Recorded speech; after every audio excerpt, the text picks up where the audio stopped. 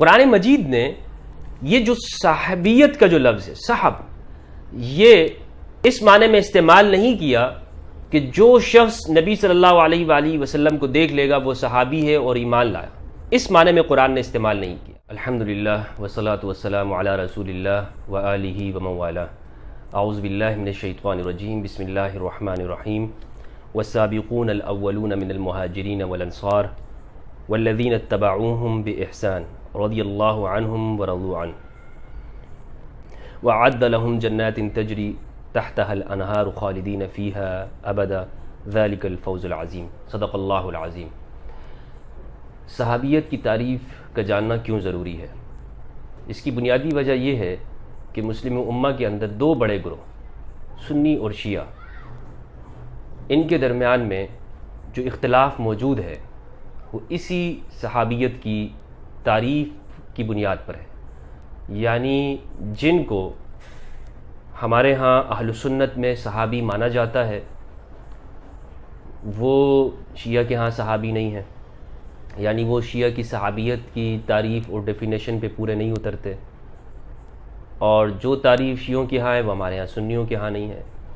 ہمارے ہاں سنیوں کی جو تعریف جو صحابیت کی تعریف کی ہے وہ ابن حجر عسقلانی رحمہ اللہ نے، وہ شرح النخبہ کے اندر ابن حجر عسقلانی رحمہ اللہ نے یہ تعریف کی ہے صحابیت کی: من لقی النبی صلی اللہ علیہ وآلہ وسلم مؤمنا به ومات علی الاسلام ولو تخللت ردہ فی الاصح، ولو تخللت ردہ فی الاصح۔ وہ شخص صحابی جو نبی صلی اللہ علیہ وآلہ وسلم سے ملا ہو ایمان کی حالت میں، مؤمنا به، آپ پر ایمان لاتے ہوئے، ومات علی الاسلام، اور اسلام پر ہی اس کی موت ہوئی ہو، اگرچہ درمیانی زندگی کے اندر وہ مرتد ہو گیا ہو۔ فی الاصح انہوں نے اس لیے کہا ہے کیونکہ اس میں اختلاف ہے، یعنی یہ شافعیوں کی تعریف ہے لیکن ہمارے ہاں یہ سب میں پھیل گئی ہے۔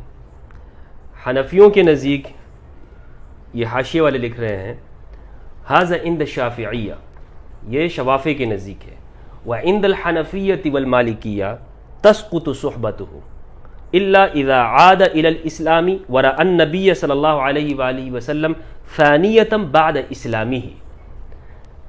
احناف اور مالکیہ کہتے ہیں کہ اگر ایک شخص رسول اللہ صلی اللہ علیہ وآلہ وسلم سے ملے، آپ پہ ایمان لایا، درمیانی زندگی کے اندر مرتد ہو گیا، ٹھیک ہے، اس کی صحابیت ساقط ہو جائے گی، یہ اب صحابی نہیں رہے گا۔ لیکن ابن حجر عسقلانی چونکہ وہ شافعی ہیں، انہوں نے کہا ہے کہ صحیح بات یہ ہے کہ یہ تب بھی صحابی رہے گا اگر یہ دوبارہ اسلام کی طرف آ جاتا ہے۔ حنفی اور مالکیہ کہہ رہا ہے اگر یہ دوبارہ اسلام کی طرف آتا ہے صحابی نہیں ہوگا جب تک کہ یہ دوبارہ سے پھر رسول اللہ صلی اللہ علیہ وآلہ وسلم کی بارگاہ میں حاضر نہ ہو جائے اور پھر سے اسلام قبول نہ کر لے۔ تو اس تعریف کے مطابق یعنی یہ فرق ہے، بہت بڑا فرق ہے۔ اشعث بن قیس جیسے لوگ جو بعد میں مرتد ہو گئے اور اسلام سے پھر گئے، اور پھر ابوبکر صدیق رضی اللہ عنہ کے زمانے کے اندر مسلمان ہوئے، تو ان کی تعریف ابن حجر کی تعریف کے مطابق تو وہ صحابی ہیں، لیکن حنفی اور مالکیوں کے نزدیک نہیں ہے۔ تو ایک بڑا فرق موجود ہے۔ تو یہ صحابیت کی تعریف جو ہے یہ اہل سنت کے اندر جو محدثین نے جو کی ہے اس میں بھی متفق نہیں ہے اس صحابیت کی تعریف میں، لیکن اکثر جو ہمارے ہاں جو بات پھیل گئی ہے وہ یہی ہے کہ جس نے بھی بس دیدار کیا وہ صحابی ہے۔ اب ہم ان ساری چیزوں کو قرآن مجید کے اوپر پیش کرتے ہیں کہ قرآن مجید کے جو صحابی کس کو سمجھ رہا ہے، یعنی قرآن نے چونکہ اصطلاحات کی کتاب تو ہے نہیں قرآن، یعنی جس میں مختلف ٹرمز کی اصطلاح کی گئی ہو، لیکن قرآن مجید نے چونکہ صحابہ کا ذکر کیا ہے تو قرآن کیا کہہ رہا ہے، ان کو کن خطابات سے نواز رہا ہے۔ سورہ التوبہ قرآن مجید کا 9واں سورہ ہے اور اس کی آیت نمبر 100 ہے، 100۔ اس میں اللہ رب العزت نے ارشاد فرمایا: والسابقون الاولون، پہلوں میں بھی پہل کرنے والے، من المہاجرین والانصار، مہاجر اور انصار، والذین اتبعوہم باحسان، اور جنہوں نے بھی ان مہاجر اور انصار کی پیروی کی، ان کے پیچھے چلے، اتباع کی. رضی اللہ عنہم ورضوا، اللہ ان سے راضی ہے اور یہ اللہ سے راضی ہیں. وَأَعَدَّ لَهُمْ جَنَّاتٍ تَجْرِي، پھر آگے ان کے لیے مقامات کا ذکر ہے. قرآن مجید نے یہ جو صحابیت کا جو لفظ ہے، صحب، یہ اس معنی میں استعمال نہیں کیا کہ جو شخص نبی صلی اللہ علیہ وآلہ وسلم کو دیکھ لے گا وہ صحابی ہے اور ایمان لایا، اس معنی میں قرآن نے استعمال نہیں کیا. قرآن نے اس کو لغوی معنی میں استعمال کیا ہے، جسے ہمارے ہاں اس لفظ کو بڑا مقدس بنایا گیا ہے اور اس کی وجہ سے اتنا اختلاف موجود ہے. قرآن مجید نے اصحاب المیمنہ، اصحاب المشأمہ، بائیں طرف والے لوگ، دائیں طرف والے لوگ، اصحاب السفینہ، کشتی والے جو کشتی میں سوار تھے، اصحاب الایکہ، ایکہ والے لوگ، بلکہ رسول اللہ صلی اللہ علیہ وآلہ وسلم کو مشرکین کے لیے بھی آپ صلی اللہ علیہ وآلہ وسلم کے لیے یہ لفظ استعمال کیا گیا ہے.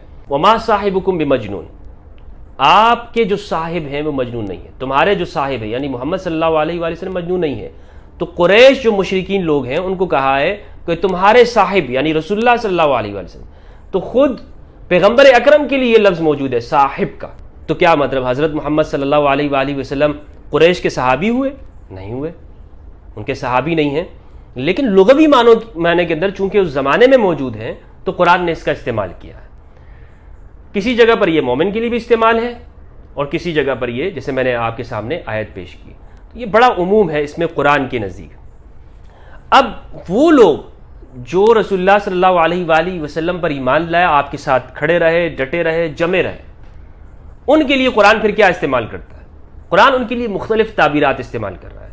مفلحون، مؤمنون، فائزون، السابقون الاولون، مہاجرین، انصار، متبعین باحسان، یہ الفاظ استعمال کر رہا ہے ان لوگوں کے لیے. کیا یہ ہمارے لیے مناسب نہیں ہے کہ ہم جو اصطلاحات جو غیر اللہ نے بنائی ہیں، جو انسانوں نے جو اصطلاحات وضع کی ہیں، ان اصطلاحات کو چھوڑ کر قرآن کی اصطلاح کی طرف آئیں، اللہ کی اصطلاح جو اللہ عز و جل اصطلاحات استعمال کی ہیں ان کی طرف آئیں.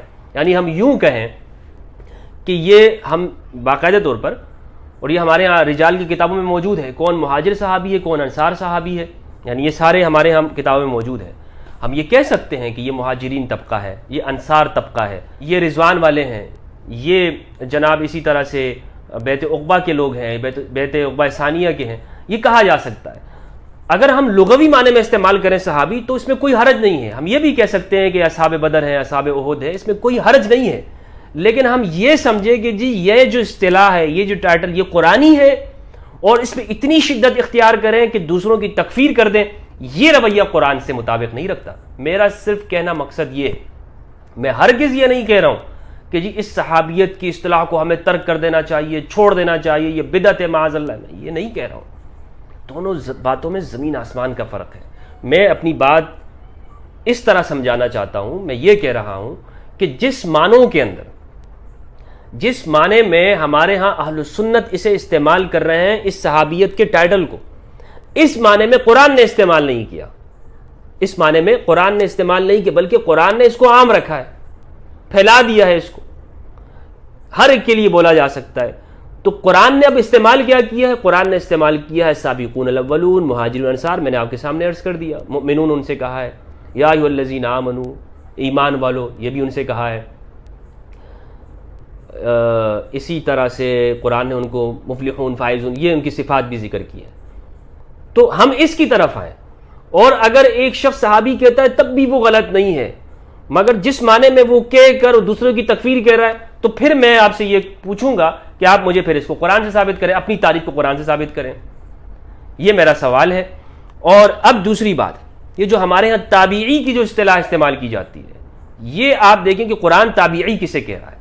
قرآن تابعی ان لوگوں کو کہہ رہا ہے، میں اپنے اہل سنت کی اصطلاح کے مطابق بات کر رہا ہوں، ان صحابہ کو کہہ رہا ہے کہ جو مہاجرین اور انصار نہیں ہیں، جنہوں نے مکہ سے مدینہ ہجرت نہیں کی، جو انصار نہیں ہے یعنی جنہوں نے مہاجرین کو پناہ نہیں دی، ان کی مدد نہیں کی، رسول اللہ صلی اللہ علیہ وآلہ وسلم کی نصرت نہیں کی، ان کے لیے کیا استعمال کر رہا ہے قرآن مجید؟ کیا ٹائٹل؟ التابعین.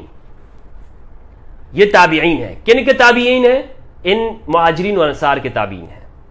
اگرچہ ہماری ہاں جو تعریف ہے اس کے مطابق یہ صحابی ہیں، لیکن قرآن ان کو تابعی بول رہا ہے. آپ مجھے بتائیں کس کی تعریف ہم لیں زیادہ صحیح ہے؟ قرآن مجید کا لفظ ان کے لیے جو استعمال کیا ہے یا جو علماء نے استعمال کیا ہے؟ خود بتا دیجئے نا، آپ فیصلہ کر سکتے ہیں. اگر یہ تو تب درست بات ہوتی تابعیت کی وہ تعریف جو یا صحابیت کی جو ہمارے ہاں علماء نے استعمال کی اور وہ قرآن میں نہ ہوتی. تو قرآن مجید نے صحابہ کے اوپر انہیں باقاعدہ طور پر ٹائٹل دے دیا کہ یہ لوگ چونکہ مہاجر و انصار نہیں ہیں، یہ تابعین ہیں. چاہے وہ مؤلفۃ القلوب والے ہوں، طلقاء ہوں، یا بیعت رضوان کے بعد آ رہے ہیں، جو بھی ہیں. قرآن مجید یہ کہہ رہا ہے کہ یہ نہ مہاجر ہے اور نہ انصار ہے. تو پھر کیا ہے؟ قرآن کہہ رہا ہے یہ تابعین ہے. بس بات ختم ہو گئی. اب آپ آئیے، اس میں کیا آپ نے مطلب کیا نئی چیز ہے اس میں؟ جو قرآن میں ہے وہی تو بات میں عرض کر رہا ہوں کہ قرآن کہہ رہا ہے تابعین، آپ بھی تابعی بولیں ان کو. مہاجر اور انصار صحابہ کے علاوہ آپ تابعی کہیں. چاہے آپ طلقاء، میں اس میں نہیں پڑھ رہا ہوں کہ آپ طلقاء جی میں طلقاء کو اس میں داخل کر رہا ہوں. میں کہہ رہا ہوں جتنے بھی ہیں، چاہے وہ غزوہ حنین کے مال میں سے جن کو تالیف قلب کے لیے جنہیں رسول اللہ صلی اللہ علیہ وآلہ وسلم نے 100 اونٹ عطیہ کیے ہوں، اوقیہ من ذہب و فضہ، سونا چاندی عطا کیا، وہ لوگ ہیں یا نہیں ہیں؟ جتنے بھی ہیں یہ تابعین ہیں قرآنی اصطلاح کے مطابق. دوسری بات، سورہ حدید کی میں سمجھتا ہوں کہ جو صحابیت کے بارے میں میرا جو موقف ہے وہ آپ لوگوں کو سمجھ میں آ گیا ہوگا. دوسری جو بات ہے وہ سورۃ الحدید کی آیت سے متعلق ہے. سورۃ الحدید کی ایک آیت سے یہ کہا جاتا ہے کہ جو لوگ بھی ہیں سب کے سب سے اللہ نے جنت کا وعدہ کیا ہے، چاہے یہ انصار و مہاجرین ہیں، پہلے والے ہیں سابقون الاولون ہوں، یا وہ بعد میں فتح مکہ کے اوپر مسلمان ہونے والے طلقاء لوگ ہیں. یہ سب کے سب سے اللہ نے جنت کا وعدہ کیا ہے. ان سے ہم پوچھتے ہیں کہاں پر ہے یہ؟ تو یہ کہتے ہیں کہ جناب یہ تو قرآن مجید میں ہے. تو قرآن میں کہاں ہے؟ تو سورۃ الحدید کی آیت نمبر 10 پیش کی جاتی ہے. سورۃ الحدید کی آیت نمبر 10 پیش کی جاتی ہے. کیا ہے یہ آیت؟ اس آیت کو میں آج آپ کے سامنے پڑھ رہا ہوں. الحدید قرآن مجید کا سورہ نمبر 57، اس کی آیت نمبر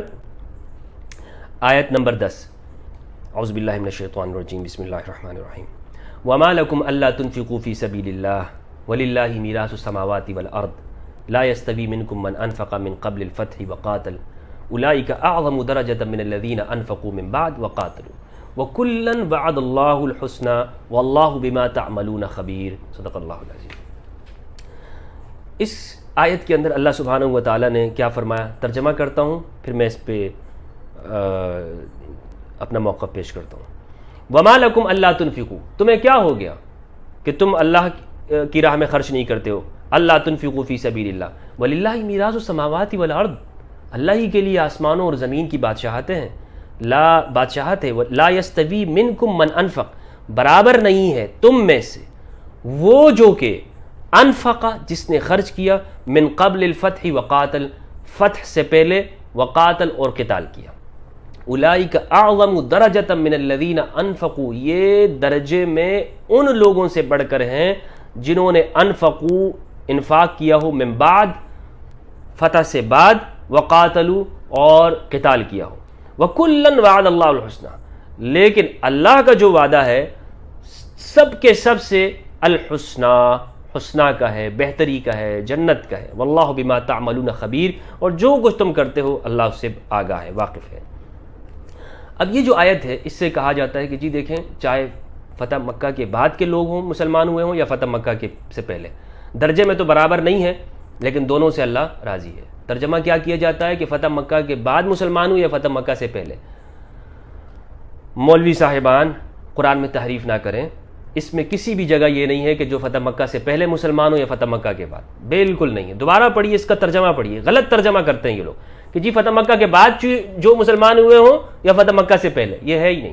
تو اب اس آیت کے اندر کیا بات کی گئی ہے؟ اس پوری صورت کو اگر آپ دیکھیں گے تو اس پوری صورت کے اندر دراصل مؤمنین کو اس بات پہ ابھارا جا رہا ہے کہ وہ اللہ کی راہ میں خرچ کریں. جس طرح آیت نمبر 11 کے اندر ہے کہ جو اللہ کو قرض حسنہ دے گا. اب اللہ کو تو قرض حسنہ کی ضرورت نہیں ہے، لیکن کہا گیا کہ اگر تم کسی کی مدد کرو گے تو گویا اللہ کو قرضہ دینا ہے، تو انسانیت کی مدد کرنے کا کہا گیا ہے. فَيُضَاعِفَهُ لَهُ، اللہ اس کو دگنا کر دے گا. وَلَهُ أَجْرٌ کریم، اور بہترین اجر ہے. تو اس میں انفاق کی طرف ابھارا جا رہا ہے. تو دو کیٹیگری تھی، یعنی صحابہ کرام میں جو لوگ پہلے سے ہی مؤمنین ہیں، فتح کی بات نہیں ہو رہی ہے، یعنی فتح سے پہلے مسلمان ہیں یا فتح کے بعد مسلمان ہیں، نہیں، اس کی بات ہی نہیں ہے. بات یہ ہے کہ صحابہ میں ایسے لوگ تھے جو فتح سے پہلے، اب یہ فتح کیا ہے یہاں پہ مراد؟ فتح مکہ مراد نہیں ہے یہاں پہ فتح سے مراد صلح حدیبیہ ہے، یہ بھی یاد رکھیے گا. اور یہ صحیح حدیث ہے کہ صحابہ کرام یہ کہتے تھے کہ تم لوگ فتح مکہ کو فتح سمجھتے ہو، حالانکہ ہم صحابہ وہ صلح حدیبیہ کو ہی اصل میں فتح سمجھتے ہیں. تو یہ سورۃ الحدید یہ فتح مکہ سے پہلے نازل ہوئی ہے، فتح مکہ کے بعد نازل نہیں ہوئی ہے. تو اس لیے اس میں پھر اس کا ذکر کیسے کیا جا رہا ہے؟ تو اس میں ذکر ہو رہا ہے حدیبیہ کا. الغرض مختصر کر رہا ہوں میں بات کو، حدیبیہ سے پہلے جو صحابہ کرام ہیں، یا صحابہ میں دو کیٹیگریز ہیں جنہوں نے پہلے جہاد بھی کیا اور انفاق بھی کیا، اور ایسے ہیں کہ جنہوں نے کسی نے صرف جہاد کیا ہے اور انفاق نہیں کیا، کسی نے نہ جہاد کیا اور نہ انفاق کیا. یہ دونوں طبقات موجود ہیں. ان دونوں سے کہا جا رہا ہے کہ تم دونوں مسلمان تو پہلے سے ہو، یعنی فتح کی بات نہیں ہے یہاں پہ، پہلے سے ہو، مؤمنین پہلے سے ہو، رسول اللہ کے جانثار ہو، لیکن تم دونوں آپس میں برابر نہیں ہو. تم دونوں برابر نہیں ہو یعنی کیا مطلب؟ کہ بدر والوں کا مقابلہ احد والے نہیں کر سکتے، ٹھیک ہے. اسی طرح بدر والوں کا مقابلہ وہ بعد میں آنے والے، وہ خیبر کے بعد آنے والے، وہ نہیں کر سکتے. احد کا مقابلہ وہ نہیں کر سکتے جو خندق والے ہیں، خندق کا مقابلہ وہ نہیں کر سکتے جو اس کے بعد والے آئے ہیں، اس کے بعد والے. تو اس طرح ایک سلسلہ قرآن مجید نے صحابہ کرام کی یہ تقسیم کی ہے. یہ قرآنی تقسیم ہے، یہ بالکل نیچرل کے مطابق ہے اور بالکل اس وقت کے حالات کے مطابق ہے کہ رسول اللہ صلی اللہ علیہ وآلہ وسلم کو جو شروع کے زمانے میں جتنی سختیاں تھی، آہستہ آہستہ آہستہ جو جتنا قریب ہوگا اس زمانے، سخت زمانے کے، اتنا ہی اس کا مرتبہ زیادہ ہوگا. یہ حقیقت ہے یا نہیں ہے؟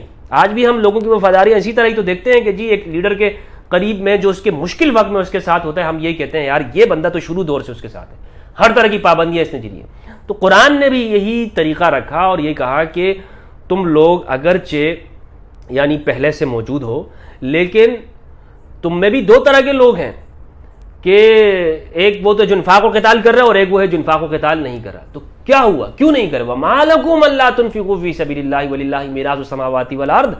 کیا ہوا تمہیں کہ تم اللہ کی راہ میں خرچ نہیں کرتے ہو؟ اللہ ہی کے لیے آسمانوں اور زمین کی بادشاہتیں ہیں، میراث ہے، اللہ ہی کی ملک میں ہے سب کچھ.